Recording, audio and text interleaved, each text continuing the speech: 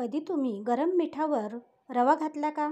तर आज घाला. नमस्कार, मी प्रीती खंडार रेसिपीजमध्ये तुमचं अगदी मनापासून स्वागत करत आहे. आज आपण लहान्यापासून तर मोठ्यापर्यंत अत्यंत आवडीने खाणारा असा एक पदार्थ पाहणार आहोत की जो प्रत्येकालाच खूप असा आवडणार आहे. हा पदार्थ बनवण्यासाठी बघा, इथे मी एक भांडं घेतलेलं आहे आणि या भांड्यामध्ये 1 कप एवढा रवा मी इथे घेऊन घेणार आहे. रवा आपल्याला बारीक असा हवा आहे किंवा जर जाडा रवा असेल तर तो तुम्ही मिक्सरला फिरवून बारीकसुद्धा करू शकता. तर इथे मी अशा प्रकारे रवा घेऊन घेतलेला आहे. आता याच रव्यामध्ये आपल्याला किंचित असं मीठ घालून घ्यायचं आहे. रव्यामध्ये मीठ घातल्यानंतर आता आपल्याला हा रवा जो आहे तो अशा प्रकारे मिक्स करून घ्यायचा आहे.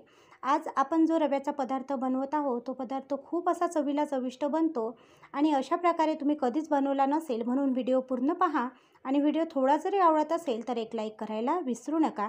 तर इथे बघू शकता अशा प्रकारे मी रवा हा मिक्स करून घेतलेला आहे. रवा मिक्स केल्यानंतर आता याच्यावरच पाऊण वाटी आपल्याला पिठी साखर घालायची आहे. ही जी साखर आहे ती मी मिक्सरला फिरवून अशी इथे घेतलेली आहे. त्याच्यातच आपल्याला अर्धा कप एवढं तेल घालून घ्यायचं आहे. इथे जे मी तेल वापरत आहे ते सोयाबीनचं तेल आहे. त्याऐवजी तुम्ही तूपसुद्धा वापरू शकता किंवा जर तुम्ही तेल वापरत असाल तर ज्याला तेलाला वास नाही असं तेल आपल्याला वापरायचं आहे.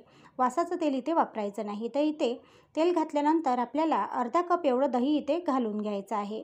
दही वापरताना आपल्याला एकदम आंबट असं दही वापरायचं नाही, तर इथे ताजं दही वापरायचं आहे. कारण की आपल्याला जो आज आपण हा पदार्थ बनवत आहोत याला आंबटपणा यायला नको, म्हणून इथे आंबट दही वापरायचं नाही. तर आता दही घातल्यानंतर आपल्याला इथे लागणार आहे दूध. तर मी 1 वाटी इथे दूधसुद्धा घालून घेणार आहे. दूध घातल्यानंतर आता आपल्याला 1 चम्मच घ्यायचा आहे आणि या चमच्याने हे जे सारण आहे ते छान असं आपल्याला मिक्स करून घ्यायचं आहे. एकजीव असं मिक्स करून घेतल्यानंतर जर आपल्याला इथे दूध कमी वाटत असेल तर आपल्याला इथे थोडंफार दूध घालून घ्यायचं आहे. तर इथे बघू शकता अशा प्रकारे हे जे सारण आहे ते मी मिक्स करून घेतलेलं आहे. सारण पूर्णतः मिक्स झाल्यानंतर आपल्याला अर्धा तास एका साईडने याला मुरण्यासाठी ठेवायचं आहे. तर बघू शकता इथे छान असं सारण मिक्स झालेलं आहे. आता बघा, तुम्ही जर इथपर्यंत व्हिडिओ पाहत आला असाल आणि व्हिडिओला जर लाईक केलं नसेल तर एक लाईक करा. चॅनलवरती नवीन असाल, सबस्क्राईब केलं नसेल तर नक्की सबस्क्राईब करा. आणि जर याच्या आधी तुम्ही सबस्क्राईब केलेलं असेल तर खूप खूप असे तुमचे धन्यवाद. सबस्क्राईब करताना साईडने असलेली बेल आयकॉनची बटन प्रेस करायला विसरू नका, कारण की जेव्हा मी माझा रोज व्हिडिओ अपलोड करते तेव्हा तो तुमच्यापर्यंत पोहोचण्यास मदत होते. आता आपल्या या सारणामध्ये आपल्याला थोडा किंचित असा कलर घालून घ्यायचा आहे आणि हा कलर छान असा मिक्स करायचा आहे. आज आपण लहान्यापासून तर मोठ्यापर्यंत सगळ्यांना आवडणारा असा केक बनवणार आहोत आणि हा केक खूप असा चवीला चविष्ट बनतो आणि घरच्या घरी आपण बनवत आहोत, म्हणून व्हिडिओ पूर्ण पहा. इथे बघू शकता या प्रकारे पूर्णतः सारण मी मिक्स करून घेतलेलं आहे. आता आपण अर्धा तास हे सारण साईडने ठेवून देऊया आणि तोपर्यंत एक कढई गॅसवर ठेवायची आहे. त्या कढईमध्ये अशा प्रकारे बघा मीठ घालून घ्यायचं आहे.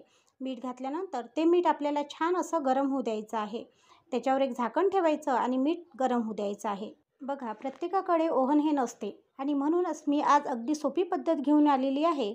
कढईमध्ये मीठ टाकून केक कसा बनवायचा ते मी तुम्हाला दाखवणार आहे. तर इथे बघू शकता आपली कढई व आपलं मीठ छान असं गरम झालेलं आहे आणि इकडे आपलं जे सारण आहे ते सुद्धा छान असं फुलून वर आलेलं आहे. तर इथे बघा हे सारण छान असं घट्ट झालेलं आहे आणि आपल्याला केकसाठी सारण एकदम घट्ट नको, म्हणून इथे आपण आणखी दूध वापरत आहे.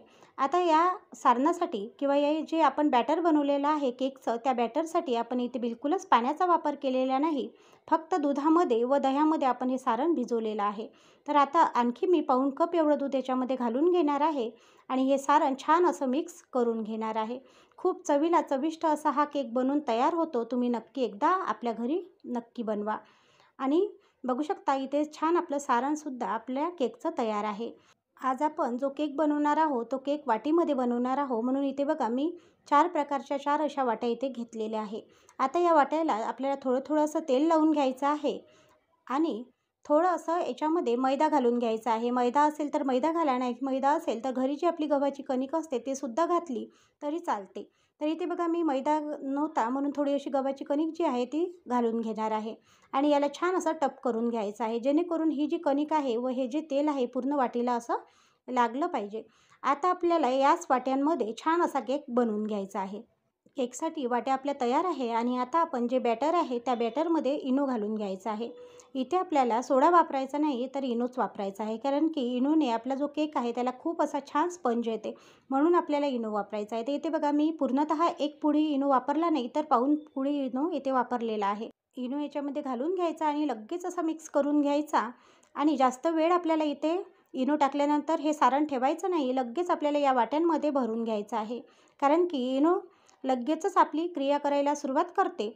म्हणून आपल्याला जो इनो आहे, इनो टाकल्यानंतर केकचं जे बॅटर आहे ते लवकर वाट्यांमध्ये टाकून घ्यायचं आहे. तर इथे बघू शकता अशा प्रकारे मी पूर्ण ज्या वाट्या होत्या त्या वाट्यांमध्ये केकचं बॅटर टाकून घेतलेलं आहे. केकचं बॅटर टाकून झाल्यानंतर लगेचच आपल्याला ह्या ज्या वाट्या आहे त्या आपल्याला मिठावर अशा प्रकारे ठेवून घ्यायच्या आहे. तर इथे बघू शकता अशा प्रकारे पूर्णतः मी बॅटर टाकून घेतलेलं आहे. आणि आता ह्या ज्या वाट्या आहे त्या आपल्याला आपली जी कढई आहे गरम करायला ठेवलेली त्याच्यामध्ये ठेवून घ्यायची आहे. मी कढईमध्ये अशा प्रकारे एक बघा प्लेट ठेवून घेतलेली आहे आणि त्याच्यावर अशा वाट्या ठेवणार आहे. कारण की आपल्याला वाट्या ठेवायच्या आहे म्हणून आपण डायरेक्ट त्याच्यावर ठेवू शकत नाही, किंवा स्टँड जरी ठेवलं तर स्टँडवरसुद्धा डायरेक्ट अशा वाट्या बसत नाही. म्हणून आपल्याला एक प्लेट ठेवून त्याच्यावर अशा प्रकारे वाट्या ठेवून द्यायच्या आहे. नंतर जर एखादं जाडसर असं भारी वजनाचं काही असेल तर ते सुद्धा आपल्याला या झाकणावर ठेवून द्यायचं आहे. आणि अशा प्रकारे ठेवल्यानंतर आपल्याला मध्यम असा गॅस करायचा आहे आणि 1 तास हा केक आपल्याला बेक करायचा आहे. 1 तासानंतर तुम्ही बघू शकता आपला केक जो आहे तो छान असा शिजलेला आहे. मोठा पावर केलेला नाही, बरोबर असा मीडियम पावर ठेवलेला आहे आणि 1 तास हा केक मी बेक करून घेतलेला आहे. 1 तासानंतर केक बघा छान शिजलेला आहे. मी जेव्हा चाकू याच्यामध्ये घालून पाहिला तर चाकू असा कोरडा निघत आहेच, म्हणजे आपला केक तयार आहे.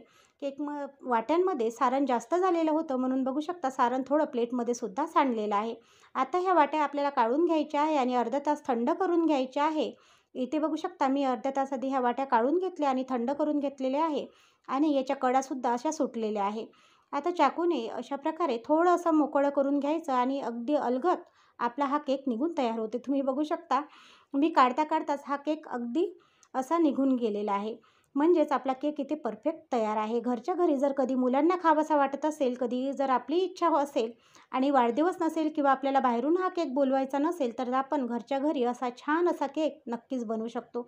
हा जो केक आहे तो खूप असा चवीला चविष्ट झालेला होता. माझ्या घरी प्रत्येकालाच आवडला. तुम्हीसुद्धा तुमच्याकडे नक्की ट्राय करा. आणि इथे बघू शकता पूर्णतः ज्या वाटीतला केक आहे तो मी अशा प्रकारे काढून घेतलेला आहे. तुम्ही तुमच्याकडे याच्या आधी अशा प्रकारे वाटींमधला केक केला का, मला नक्की कमेंट करून कळवायला विसरू नका. आणि इथे बघू शकता आपला पूर्णतः केक जो आहे तो मी वाट्यांमधून काढून घेतलेला आहे. आता मी हा केक जो आहे तुम्हाला कापूनसुद्धा दाखवणार आहे. तर बघा इथे मी अशा प्रकारे एक चाकू घेतलेला आहे आणि या चाकूने हा केक जो आहे तुम्हाला कापून दाखवणार आहे. खूप मस्त आणि चवीला चविष्ट असा हा केक बनून तयार होते. आणि स्पंजही तुम्ही बघू शकता मी पूर्णतः 1 इनोची पुडी इथे वापरलेली नाही, पाऊनच पुडी इथे इनोची वापरलेली आहे. तर बघू शकता मस्त असा इथे केक तयार आहे.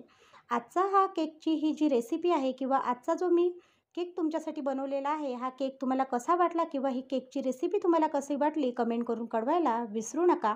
व्हिडिओ थोडा जरी आवडला असेल तर जास्तीत जास्त शेअर करायला सुद्धा विसरू नका. आणि आजचा व्हिडिओ तुम्हाला कसा वाटला ते सुद्धा कमेंट करून कळवायला विसरू नका. कारण असेच नवनवीन व्हिडिओ मी तुमच्यासाठी नक्कीच घेऊन येणार. धन्यवाद.